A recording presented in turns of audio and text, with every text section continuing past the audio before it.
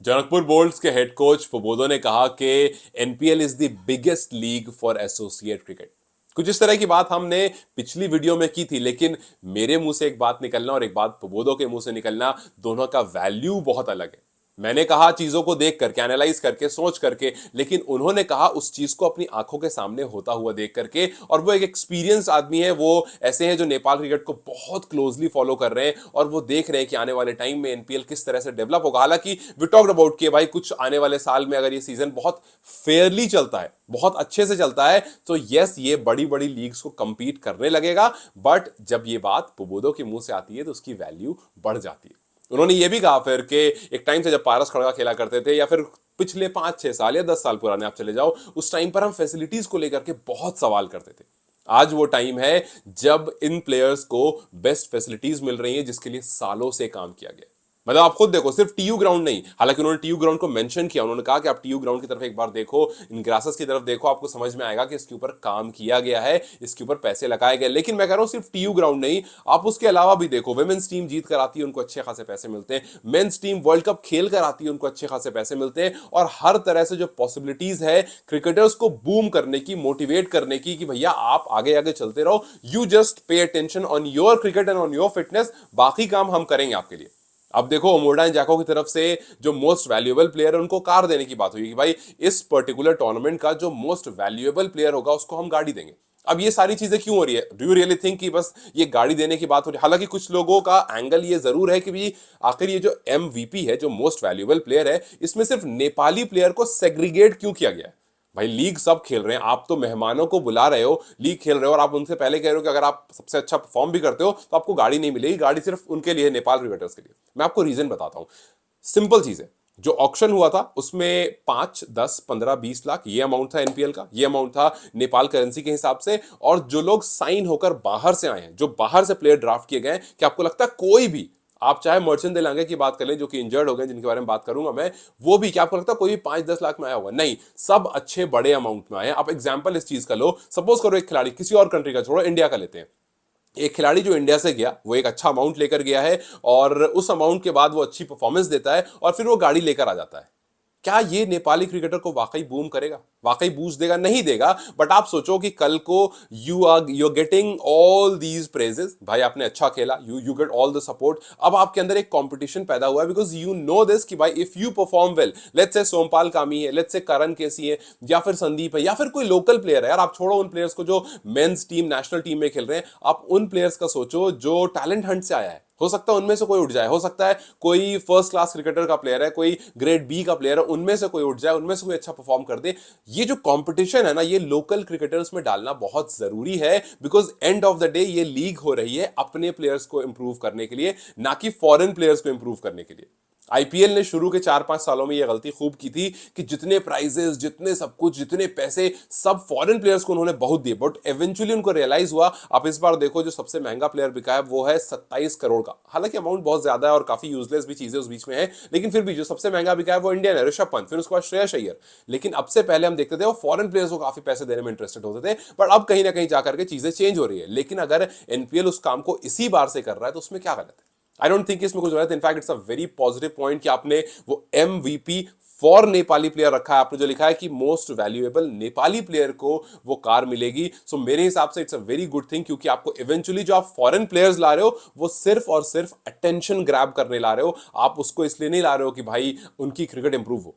आप अगर उसके लिए लाते तो आप यंग प्लेयर लाते, आप शिखर धवन इसलिए ला रहे हो सो दैट आई बॉल्स आ सके, अटेंशन ग्रैब हो सके। बट इवेंचुअली आपको अपनी क्रिकेट बूम करनी है, and I am very sure कि ये जो स्टेप लिया गया है कार का, ये कहीं ना कहीं एक मोटिवेशन जरूर डालेगा उन प्लेयर्स में, खास करके जो प्लेयर नेशनल टीम को अभी रिप्रेजेंट नहीं किया है जिन्होंने, क्योंकि सबके बीच में आएगा तो उनमें से कोई भी प्लेयर पिक हो सकता है। और अगर कोई इंटरनेशनल प्लेयर अच्छा खेल रहा है, नेट्स में काफी हेल्प कर रहा है, तो उससे भी उनको मोटिवेशन जरूर मिलेगा। हालांकि इंटरनेशनल प्लेयर को ठीक ठाक पैसे मिल गए हैं, वो जितने मैचेस खेले हैं, जो भी भी साइनिंग हुई है, जो भी डील हुई है, उस हिसाब से अगर चीजें आगे बढ़े तो वही बेहतर है। खैर उसके अलावा कुछ अपडेट्स हैं इंजरीज को लेकर के और न्यू साइनिंग को लेकर के, उसके बारे में बात कर लेते हैं। जैसे मर्चेंट देलांगे को लेकर के अपडेट है कि जो मर्चेंट देलांगे हैं वो इंजर्ड हो गए, वो फिलहाल बाहर हैं और वो अब रूल आउट हो गए, वो नहीं खेलेंगे। उनकी जगह पर सुहेल तनवीर को लेकर के बात हो रही है। चितवन ने एक रील डाली है, हालांकि ये जो सुहेल तनवीर मैंने कहा, ये ऑफिशियल सोर्स से अभी तक साइट नहीं किया गया है, ये मल्टीपल सोर्सेस से खबर है कि जी सुहेल तनवीर आ रहे हैं। सुहेल तनवीर की तरफ से हालांकि जो रील है उसमें लिखा हुआ IPL winner, PSL winner and T20 world cup winner.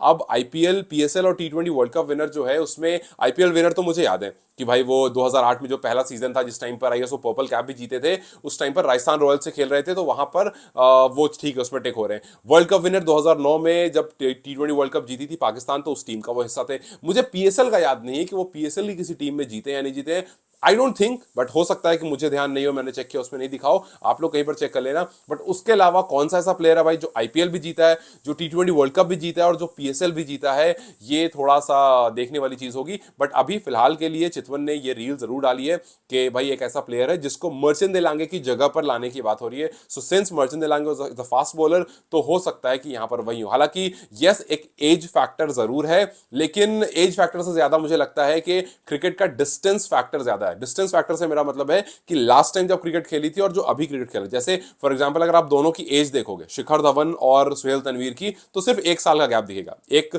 39 के हो जाएंगे दिसंबर 5 को और एक 40 के हो जाएंगे आई थिंक दिसंबर 12 को, तो एक साल बढ़े हैं सुहेल तनवीर। तो 39-40 से फर्क नहीं पड़ता, फर्क पड़ता है एक फास्ट बॉलर जो कि 40 साल का है, वहां पर एक इशू आता है। दूसरा, क्रिकेट कब लास्ट खेली, शिखर धवन लगातार खेल रहे थे, सुहेल तनवीर का मुझे पता नहीं है, मैंने फॉलो नहीं किया, मुझे पता नहीं लास्ट क्रिकेट उन्होंने कहां कब कौन सी टीम से खेली थी, इस वजह से मैं उनके बारे में ज्यादा बोल नहीं सकता। But yes, 40 years old fast bowler, I can't say much. लेकिन हाँ, वो अटेंशन कितनी लेकर आते हैं पाकिस्तान से, आई बॉल्स कितनी लेकर आते हैं पाकिस्तान से, ये बहुत इंटरेस्टिंग होगा। बिकॉज जब वो अपनी पीक पर थे तो वो एक खतरनाक बॉलर थे, उन्होंने बड़े बड़े टूर्नामेंट्स अपने सिंगल हैंडेडली बलबूते पर जिताया पाकिस्तान को, और इनफैक्ट जो भी जिस भी टीम से उन्होंने खेला है इस चीज को। सो यस, एक वो चीज है कि अगर आते हैं तो कितनी आई बॉल्स लेकर आ रहे हैं, एनपीएल के लिए कितना फायदा हो रहा है, टेक्निकली वो सारा जो है मुद्दा है, तो वो आपको इवेंचुअली आज रात रात तक या कल तक पता चली जाएगा। खैर कहां पर आने वाला इसको लेकर के छोटी सी चीज आई थी, तो मैंने सोचा because I wrote it down, since I don't know कि वाकई ऐसा एक डिश होम गो करके ओटीटी प्लेटफॉर्म आपके पास जो है,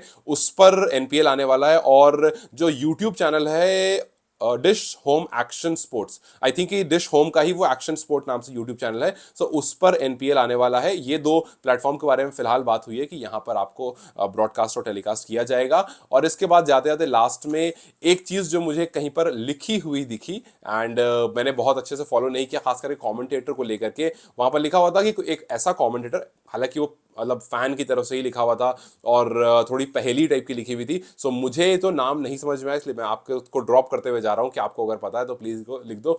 उसमें लिखा हुआ था OMG व्हाट अ शॉट, मतलब oh my God what a shot, oh my God what a player, oh my God what a catch drop. इस तरह से कोई ऐसा कमेंटेटर आपके मैचेस में रहा है जो काफी एग्जैजरेट करके कमेंट्री करता है, या फिर जिसकी कमेंट्री बहुत अच्छी नहीं होती, उसका वर्ड्स नहीं होते बहुत सारे बोलने के लिए, बट वो अपने सारे वर्ड्स को ओ माय गॉड ऐसा हो गया, ओ माय गॉड वैसा हो गया करके कमेंट्री करता है। अगर ऐसा कुछ है तो वहां पर एक हिंट दिया हुआ था कि मे बी वो एनपीएल में कमेंट्री करने आ जाए। हालांकि जब भी हम कमेंट्री की बात करते हैं, हमारे दिमाग में सिर्फ एक इंसान आता है, वी ऑल नो एंड्रयू ड्यू, तकलू ढाई।